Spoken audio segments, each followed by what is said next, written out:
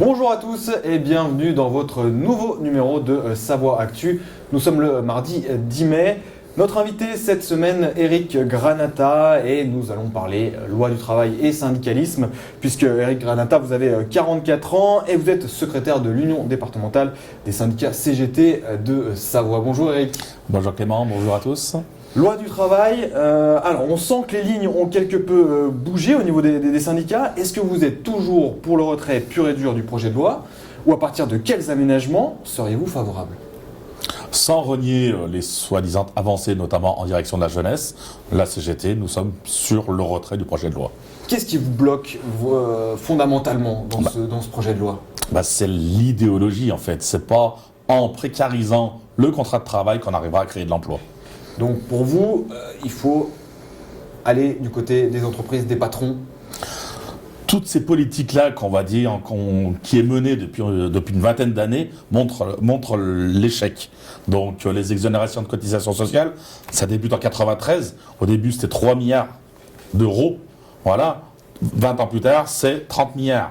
Au bas mot. Donc on voit bien qu'il n'y a aucune création d'emploi, au contraire. Mais il faut bien trouver à un moment donné une flexibilité dans le monde du travail. Aujourd'hui, on voit le taux de chômage qui est énorme. Il faut trouver une flexibilité à un moment donné.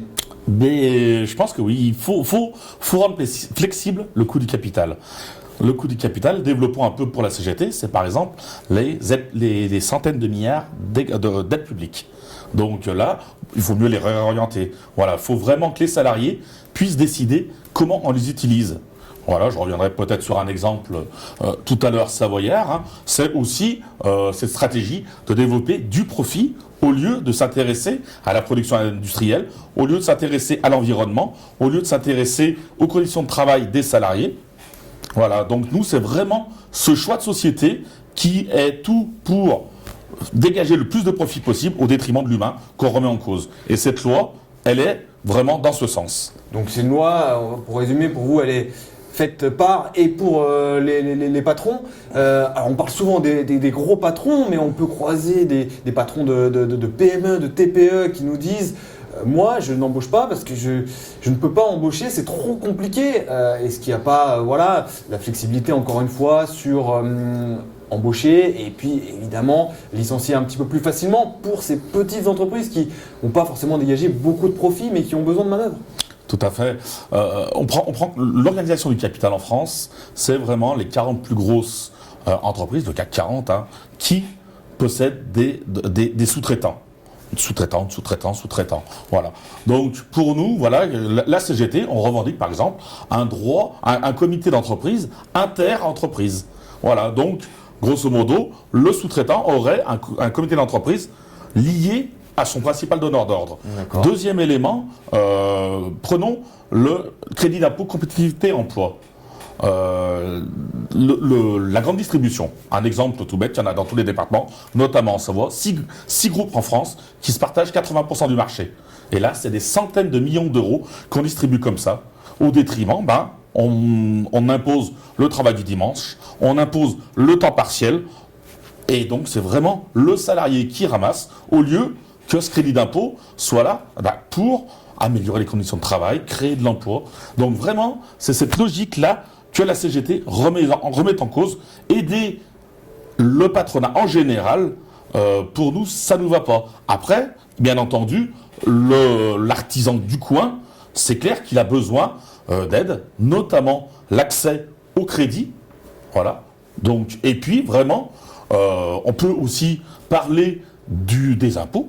C'est vrai que s'ils mènent une politique en faveur des salariés, de l'environnement, qui produit, on va dire, dans un sens humain, pourquoi pas on lui baisserait ses impôts.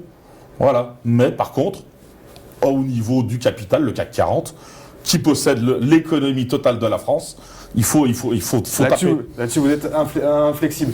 Il faut bien aussi que le salarié fasse quelques efforts. Est-ce qu'il y a certains acquis sociaux qui ne sont pas périmés aujourd'hui dans le marché actuel de l'emploi ?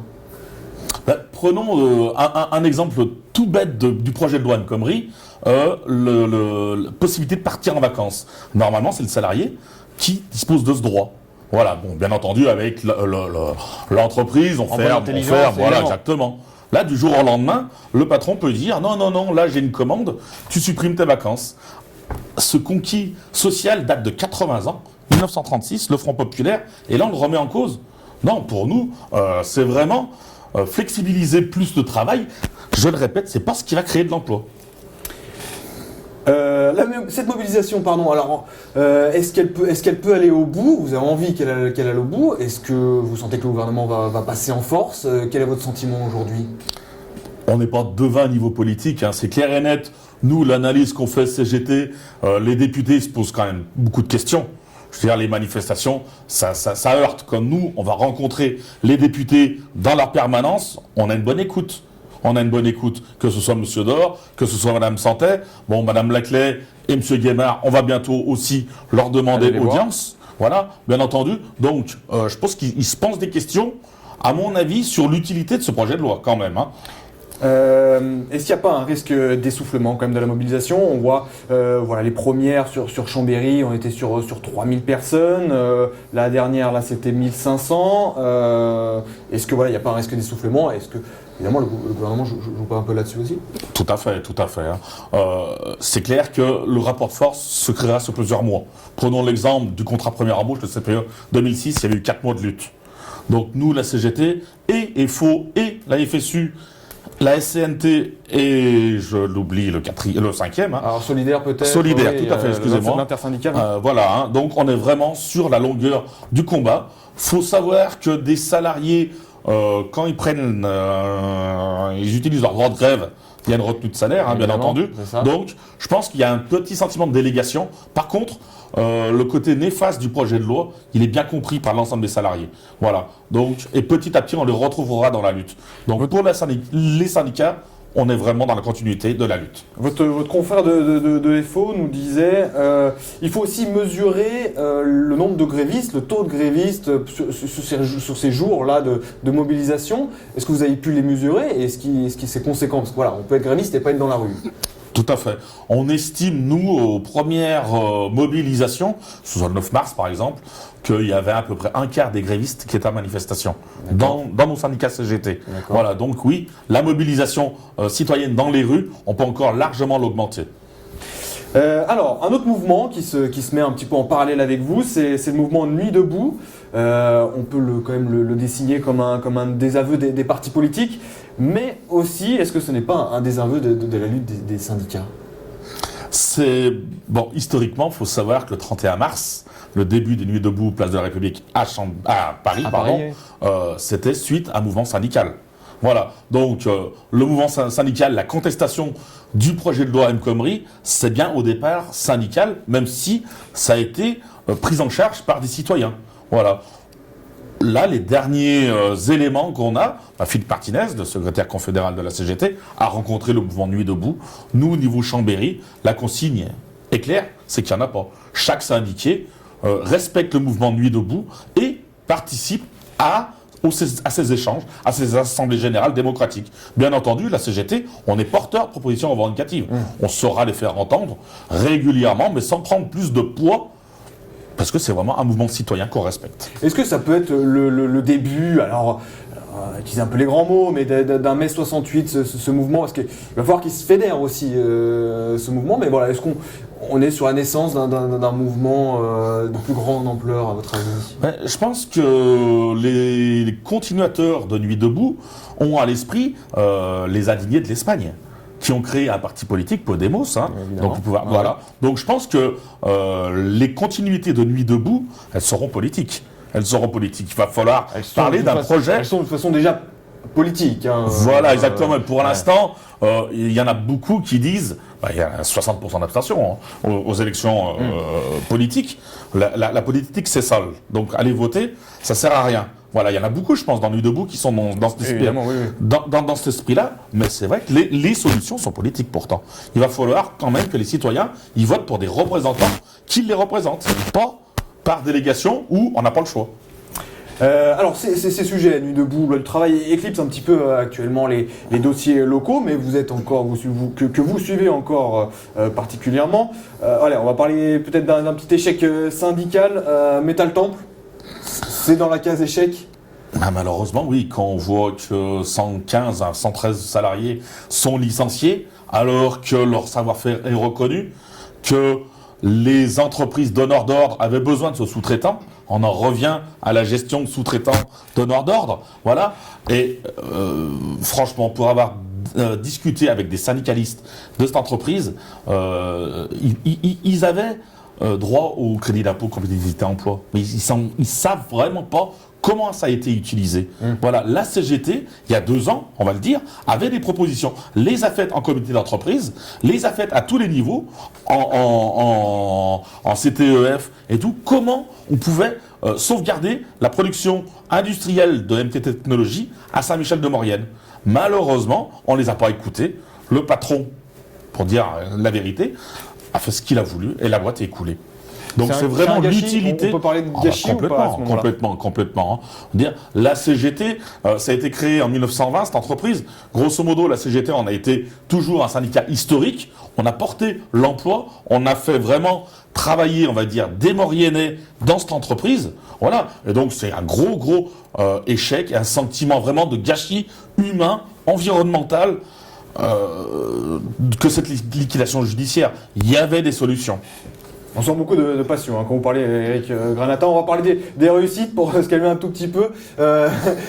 Carbone Savoie, la vie n'est pas toute rose, mais vous avez fait voilà, il y a eu une lutte et vous avez eu quelques réussites par rapport à ce dossier-là.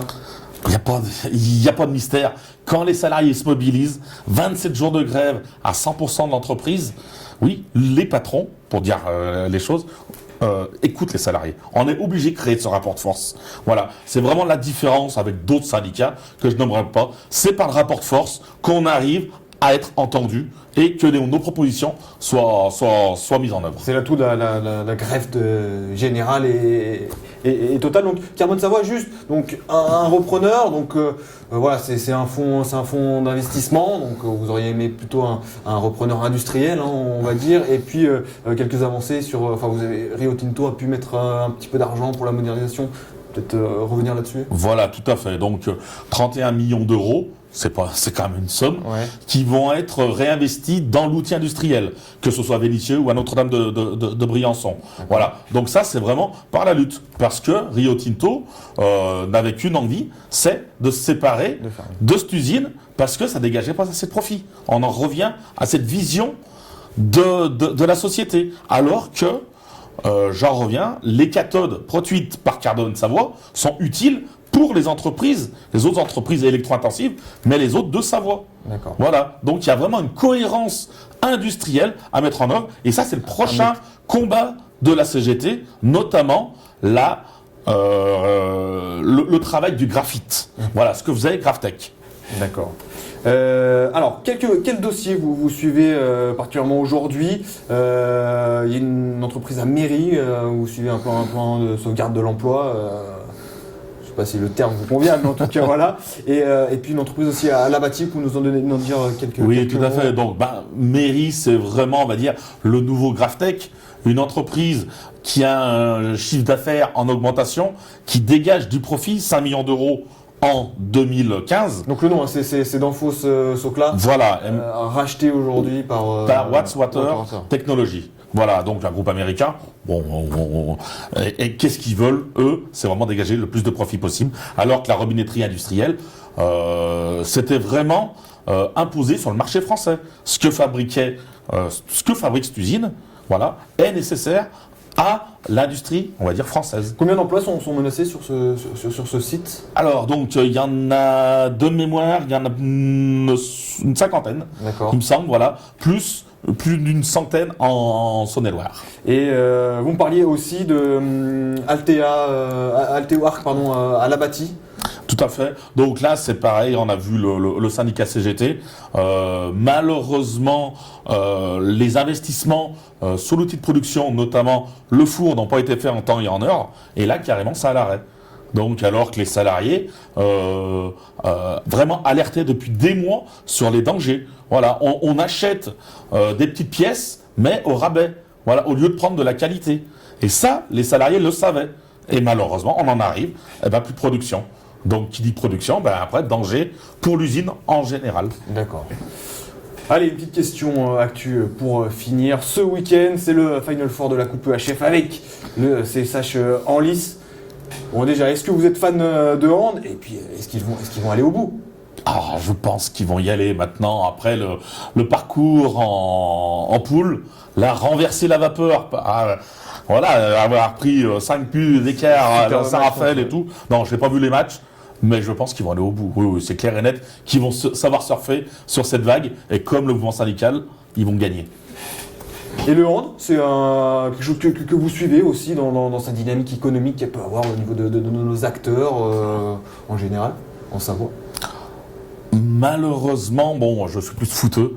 Voilà, donc tout ce qu'on joue avec les mains, non. Mais pour revenir à votre question, non, c'est clair que ça apporte.